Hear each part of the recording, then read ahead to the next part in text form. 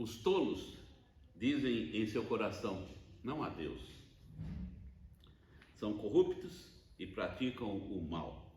Nenhum deles faz o bem. É uma afirmação de Davi,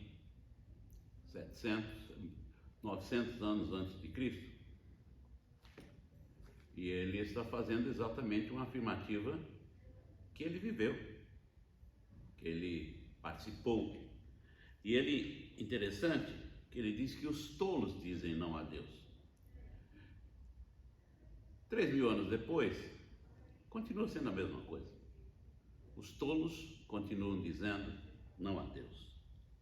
Os tolos continuam repetindo esta frase exatamente porque querem praticar o mal, não querem fazer bem algum.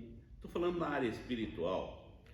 Nós podemos até fazer bem fisicamente, mas o homem e o tolo que diz que não há Deus, certamente ele não tem nenhuma perspectiva na sua vida espiritual. E olha o que o Senhor faz. O Senhor olha dos céus para toda a humanidade para ver se alguém é sábio, se alguém busca a Deus.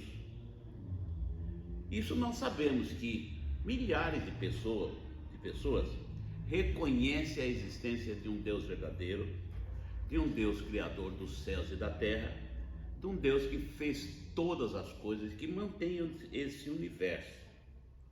Mas ainda há pessoas que pensam como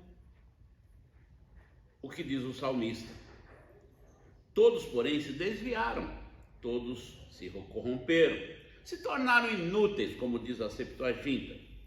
Ninguém faz o bem, nenhum sequer. Isso o salmista dizendo e falando para o povo de Israel. Os tolos dizem não a Deus, mas mesmo assim, há sábio que busca a Deus.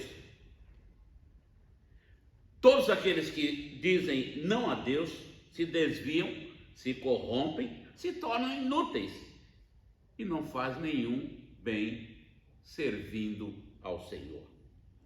Aí o salmista continua dizendo exatamente assim: acaso os que praticam o mal jamais aprenderão?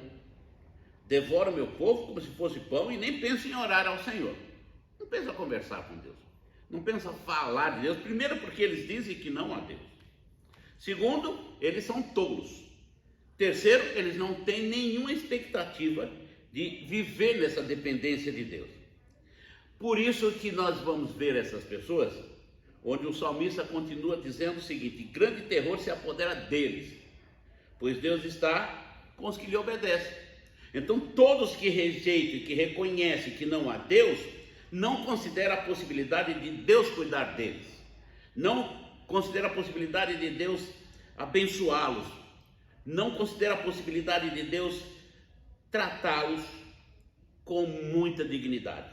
Mas nós temos uma grande parcela deste universo que obedecem a Deus e por isso temem a Deus. Então nós estamos aqui numa dualidade: os que temem e os que não temem afirmam que não há Deus.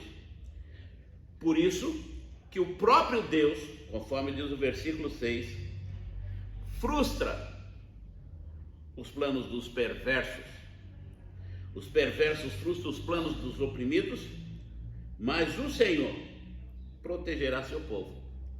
Então, preste atenção: eles são frustrados porque não reconhecem a Deus, são frustrados porque não servem a Deus, são inúteis na presença de Deus, mas o Senhor protege o seu povo, ajuda o seu povo, abençoa o seu povo. Então nós vamos viver todo esse tempo nessa dualidade, onde as pessoas buscam ao Senhor, Criador dos céus e da terra, e que são abençoados, e que são dirigidos por esse Deus, que lhes abençoa, que lhes dá direção, e haverá aqueles que reconhecem que não há Deus e sofrem as consequências, por melhor coisas que tenham, podem ter todos os bens possíveis, mas eles se frustram, porque não percebe a presença de Deus.